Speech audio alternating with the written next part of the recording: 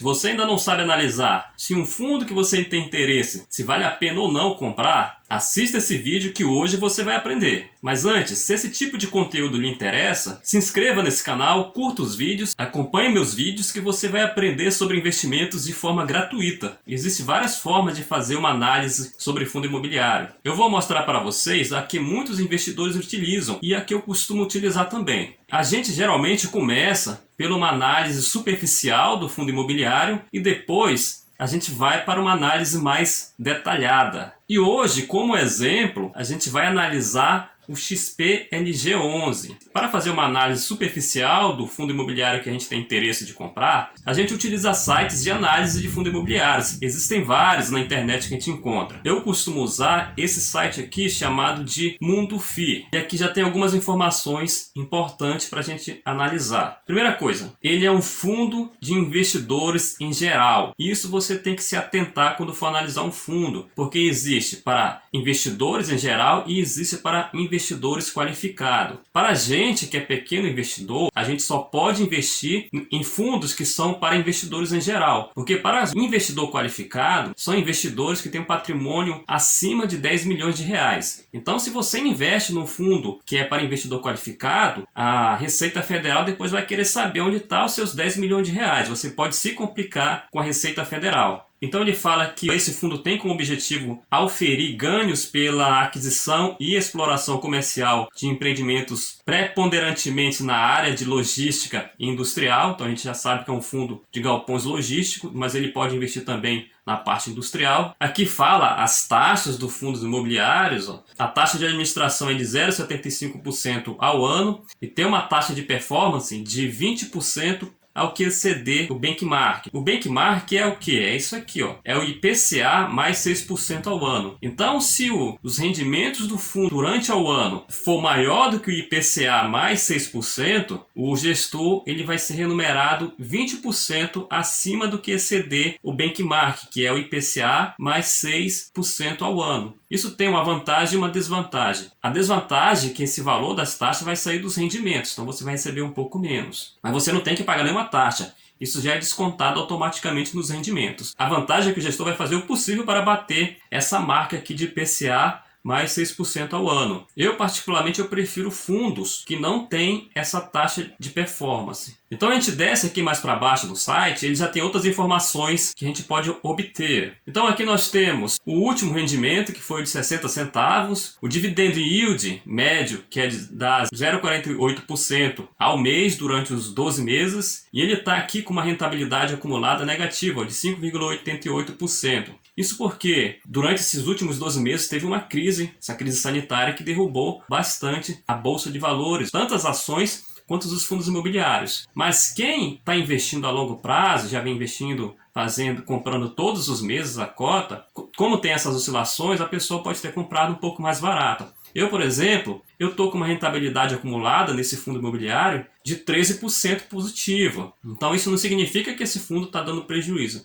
Aqui tem um outro indicador que é o P sobre VP. Se você ainda não está familiarizado com esses indicadores, eu tenho um vídeo no canal que eu explico cada um desses principais indicadores. Eu vou deixar aqui nos cards ou na descrição do vídeo. Então o P sobre VP, ele diz se o fundo ele está teoricamente barato ou caro, mas o XPLG é um fundo de tijolo e o P sobre VP para fundo de tijolo não é muito adequado, porque o patrimônio de fundo de tijolos ele é atualizado somente uma vez ao ano. Então pode ser que o valor patrimonial dele esteja menor ou maior do que está dizendo atualmente, e esse P sobre VP pode não estar sendo realmente esse valor aqui. No final do vídeo eu vou mostrar uma outra métrica que a gente pode utilizar para saber se esse fundo está barato ou não. Outra informação que a gente tem aqui é o valor do patrimônio líquido do fundo, que é de 2,3 bilhões de reais. Então é um fundo bastante grande. É um dos maiores negociados na nossa bolsa de valores. E uma outra informação interessante que a gente tem que se atentar quando a gente analisa um fundo é o valor do prazo do fundo. Então esse fundo aqui, ele tem um prazo indeterminado. Isso é interessante. Existem alguns fundos que ele tem um prazo determinado. Vai chegar uma época que ele acaba. Então, para quem investe a longo prazo, pensando em acumular patrimônio e viver dos rendimentos desse patrimônio, o ideal é que os fundos sejam de vencimento indeterminado. Ele mostra aqui também que tem um total de 20.757.449 cotas e um total de 235.339 cotistas. Então, tem bastante cotista esse fundo e a liquidez diária dele é em torno de 7.852, então é um fundo bastante negociado. Por dia, em média, é negociado um total de 10,6 milhões de reais. Isso é interessante porque se você tem muitas cotas desse fundo, se você precisar vender, você vai vender sem ter nenhum problema. Você vai ter compradores para fazer isso. Voltando aqui em cima, aqui mostra que no último mês o fundo pagou 60 centavos de rendimento, mas eu quero saber o restante, no mínimo os 12 meses passados, para saber se isso é constante. Então, mais aqui embaixo no fundo ele mostra isso. Então tem esse gráfico aqui que mostra que os rendimentos a partir de fevereiro de 2019 até janeiro de 2021. E mostra que os rendimentos dele é bastante estável. Tem uma média de rendimento aqui próximo dos 60 centavos mesmo. E aqui mostra pra gente o rendimento dos últimos 12 meses dele foi de R$ 7,01. E o rendimento dele, médio dos 12 meses aqui, foi de 58 centavos que ele mostra. E tem um dividendo yield médio de 0,48%. Um outro parâmetro que a gente pode analisar são os imóveis. O ideal é que a gente escolha fundos imobiliários chamados multi, ou seja, multi-imóveis e multi-inquilinos. Porque existem os monos, que tem só um imóvel, e tem também os monos multi. Ou seja, que tem um imóvel só, mas nesse imóvel tem vários locatários. O mais seguro é os multi, ou seja, multi-imóveis e multi-inquilinos. A gente pode entrar aqui no outro site chamado Funds Explorer, e aqui mostra que o XP-LG11 ele tem um total de 13 ativos, ou seja, 13 imóveis. E esses imóveis eles estão localizados em várias regiões do Brasil. E aqui mostra que a maior parte está localizada no estado de São Paulo. Se a gente descer mais um pouco aqui no site, dá para ver quais são esses imóveis. Eu sei que tem vários imóveis, mas eu quero saber quem são os locatários, quem são os inquilinos, porque eu quero multi-imóveis e multilocatários. Então eu consigo ver aqui que tem um CD Dia, eu vejo que tem outro inquilino aqui, o Lelore, tem a Panasonic, tem também aqui a loja Zener, então tem vários locatários. Então ele é um fundo multi. Eu posso olhar também nesse site a vacância do fundo, que é um outro indicador. Então a vacância desse fundo, que é aqui em azul em escuro, atualmente está em torno de 9%. Então é uma vacância relativamente baixa. Quanto menor a vacância, melhor, porque o fundo vai estar recebendo mais e você também. Eu vou entrar agora em outro site, que é o Status Inverts. E eu tenho várias informações similares ao dos outros sites. Mas eu quero mostrar aqui outra coisa interessante. Tem vários fundos imobiliários que possuem o XP-LG11 na sua carteira. Tem o HGLG11 também, que é um fundo de logística. Tem o CAFOF, que é um fundo de fundos, ou seja, ele investe em outros fundos. XPSF11, HGFF11 e vários outros.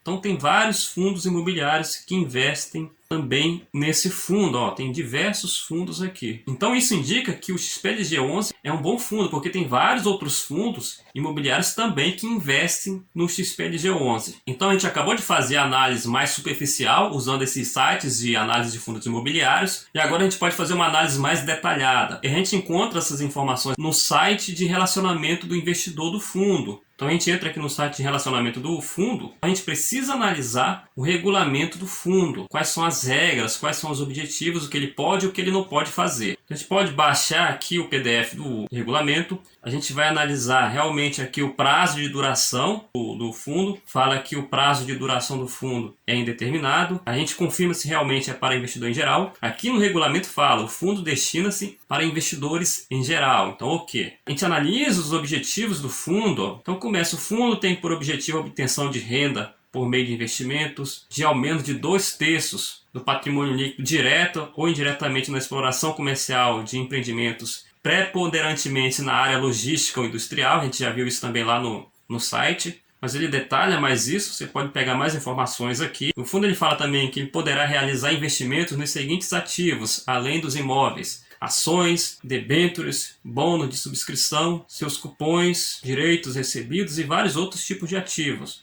Ele também pode comprar cotas de outros fundos imobiliários, certificados de recebíveis imobiliários também. E esses certificados de recebíveis imobiliários podem ser letras hipotecárias, letras de créditos imobiliários, e letras imobiliárias garantidas. Mas aqui embaixo o regulamento mostra como é que são essas taxas de administração e taxa de performance. É por isso que atualmente ele está cobrando 0,75% ao ano, porque o patrimônio dele, líquido, está acima de 2 bilhões de reais. E aqui ele mostra como é que é essa fórmula da cobrança dos 20% que exceder ao benchmark, que é IPCA mais 6% ao ano. Mostrando aqui a fórmula, e aqui embaixo ele explica direitinho cada parâmetro da fórmula. Então no regulamento isso é o mínimo que a gente tem que analisar. Existem outros detalhes também que a gente pode estudar mais a fundo. Uma outra coisa que é boa a gente sempre analisar nos fundos são os fatos relevantes de pelo menos os últimos 12 meses. O que são os fatos relevantes? São fatos que ocorrem nos fundos que podem influenciar a qualidade do fundo. E isso pode variar também no preço da cotação. Então a gente entra aqui no site, vai aqui, fatos relevantes. E ele aqui lista os últimos fatos relevantes. Por exemplo, aqui, ó, aprovação da 5ª emissão de cotas, fato relevante sobre disponibilização da segunda tranche do especulativo Cajamar. Tem vários outros, ó, fatos relevantes da aquisição de 90% de imóvel, tem que ver qual que foi o imóvel. Então tudo isso aí é bom a gente ficar analisando no fundo, para ver se não teve algum problema anterior no fundo. Então o próximo passo que a gente costuma fazer também é entrar nos relatórios do fundo. Então aqui no site a gente vai pegar o último relatório.